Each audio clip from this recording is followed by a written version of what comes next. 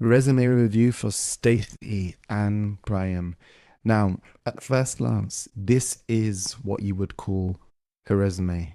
This is exactly everything that I've been speaking about over the last few weeks with some of the other ones that we've covered on this channel, where we specify about how to structure a resume. This is exactly how to structure a resume if you want to get attention. Okay. You have the name as the head main H1 main header. The only thing missing here is I would probably include the nature of the role that you're trying to go for next. So whether that is a customer success manager, customer service representative, include that in the header section. I think that would be helpful. I like the fact that the LinkedIn profile is actually a hyperlink. So rather than writing out the full URL, what they've decided to do here is they have just typed LinkedIn and they've turned using LinkedIn as the anchor text, and then they've linked directly to their LinkedIn profile. And then their email address, again, done really well. Professional summary section, great. They start by saying what they are. So the nature of the role, the job family that they are a part of, and the number of years of experience they have, and the type of customer service rep that they are. So they specialize in being in high volume omni-channel customer support across diverse industries. This is a great statement. High volumes, number of tickets that they tend to manage, omni-channel customer support, email, in-app, probably LinkedIn as well to a certain degree. That's covering multiple bases. This helps from a differentiating perspective.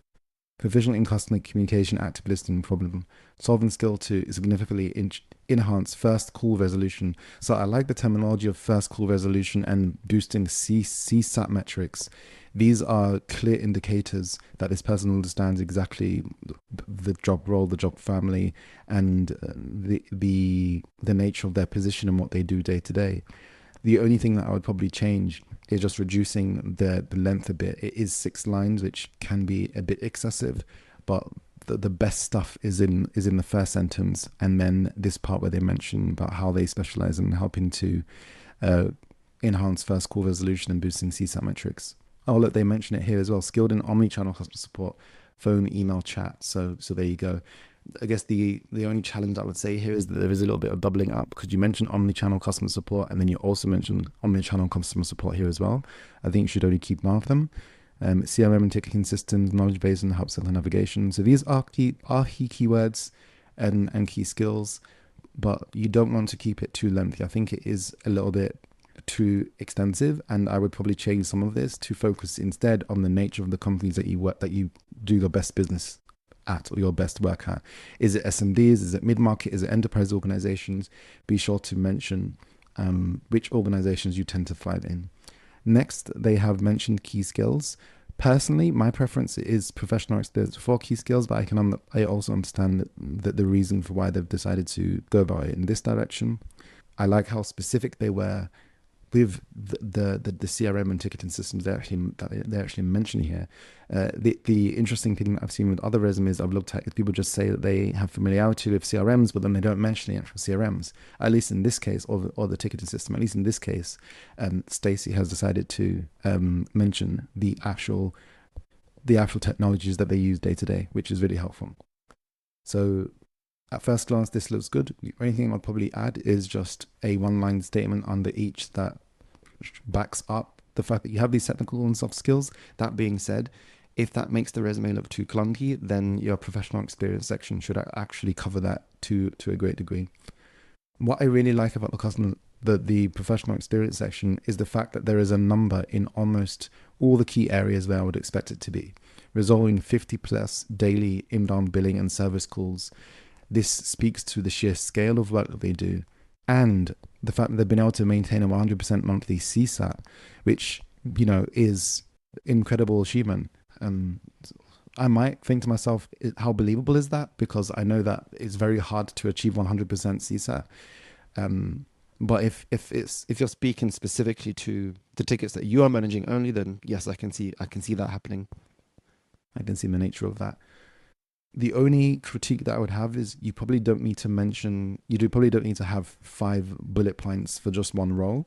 Having between 2 to 3 for an absolute push of the achievements that you've done at a particular role is going to be most helpful here. Anything additive is probably too excessive in that regard. So I would consider dropping at least one off here. And again, I'm seeing a lot of numbers, which is great. And the only other thing I'd probably say is if you could move them closer to the left in terms of rework the sentence so that the metric, every sentence starts off with the metric or a statement before the metric, which I think you kind of have done. So maybe it is a pointless critique from me, but try to see if you can add other metrics from some of the other stuff that you've done here as well, which would be really helpful. Whilst it's great that you have bolded the metrics, I don't necessarily know if it's important for you to also bold the tools that you use. That could be seen as excessive, but from a keywording perspective, I understand the rationale behind it. And then again, the same, I'm seeing numbers everywhere where possible. I think you could probably do with adding some numbers here if you remember any from this particular role, but this looks incredibly strong. And this is what I would expect from any resume that I'm going to score at least a 7.5 to, because they have covered all of the main bases. Let's look at the structure of the dates. So year start, year end. Let's make sure that that's consistent across the board.